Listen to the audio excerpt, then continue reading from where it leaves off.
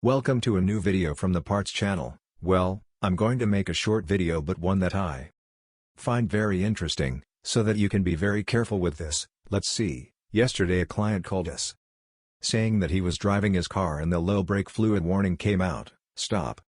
And we told him to stop. He didn't even know where the brake fluid reservoir was in this car, because in this car, it's a Volvo, it has a cover, and if you don't know where it is, it can be difficult to find it, and besides, almost no one carries brake fluid to refill in the car.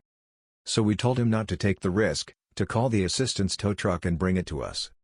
In the car, tow truck to the workshop, and tells us that since it is close to the workshop, well, he is going to bring it walking, that is, driving on the road. This is reckless. Look why the brake fluid warning came out. It did not have brake fluid when we checked it.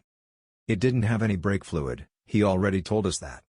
The brake pedal had felt spongy for a couple of days. Look why it was spongy. I'm telling you that we added brake fluid to it, because it didn't have any fluid, to check exactly where the fluid leak was coming from. We knew it was coming from this side, because the wheel and wheel arch were stained with brake fluid. There you see the splashes of brake fluid. Look.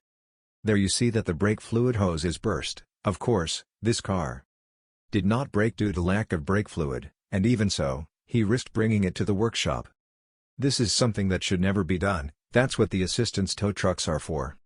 If you have to bother the car insurance, then you bother the car insurance, and that's it. That's why you have contracted roadside assistance. This hose is completely burst and you can't drive like that. This is very, very dangerous. Well, here I leave you this video. If it has been useful to you, then don't forget to give a like and subscribe to the channel.